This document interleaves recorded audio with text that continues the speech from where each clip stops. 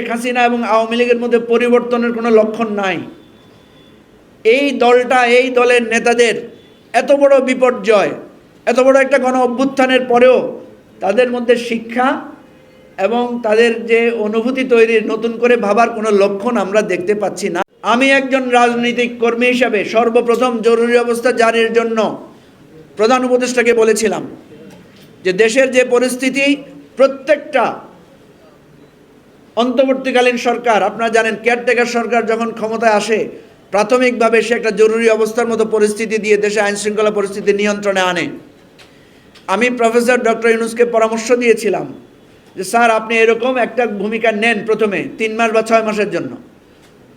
উনি হেসে বলেছেন যে তুমি আমাকে এত কঠোর হওয়ার কথা বলছো, আমি তো এত কঠোর কখনো হতে পারবো না।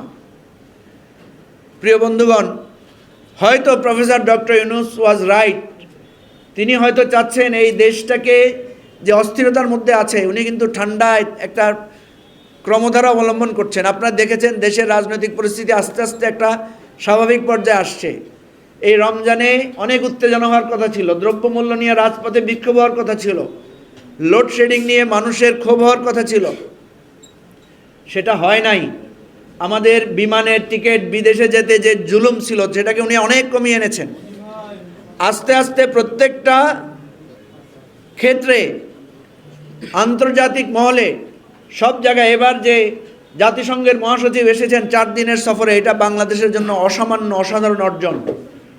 সুতরাং আমাদের সবার সাহায্য লাগবে। সেনাবাহিনী, পুলিশ, বিজিবি, সরকার, উপদেষ্টারা, আমাদের সকল রাজনৈতিক দলের সহযোগিতা লাগবে এবং সহযোগিতা দিয়েই আমাদেরকে একটা জায়গায় পৌঁছাতে হবে।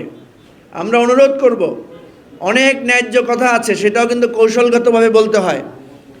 আমরা অনেক ন্যায্য কথা বলতে জানি, কিন্তু কৌশলগত কারণে আমাদেরকে রয়ে সয়ে অনেক কথা বলতে হচ্ছে। সুতরাং সবাইকে ধৈর্য ধারণ করতে হবে, সবাইকে একটা মাথা ঠান্ডা রেখে অস্থিরতা দূর করে চলতে হবে। আমি এর আগেও বলেছি, সেনাবাহিনী প্রধান বর্তমান পরিস্থিতিতে যে সমস্ত বিষয় বলেছেন রাজনৈতিক নেতাদের সাথে, এগুলো একান্ত ব্যক্তিগত আলাপ, এগুলো কোনো প্রাতিষ্ঠানিক মিটিং বা প্রাতিষ্ঠানিক আলাপ নয়। এই ধরনের আলাপকে জাতীয় পর্যায়ে এনে একটা পরিস্থিতি তৈরি করা, এই ধরনের আলাপ অতীতে অনেক হয়েছে। অনেক রাজনৈতিক নেতাদের সাথে আমার কথা হয়, তারা বলেছেন সেনা প্রধানের সাথে তাদের ব্যক্তিগত আলাপে নানা আলোচনা হয়েছে, কিন্তু সেই আলোচনাকে পাবলিকলি এনে যে পরিস্থিতি তৈরি করা হয়েছে, এটাকে সমাধানের দায়িত্ব, এটাকে কুল ডাউন করে স্বাভাবিক পরিস্থিতি আনার দায়িত্ব এই সরকারের।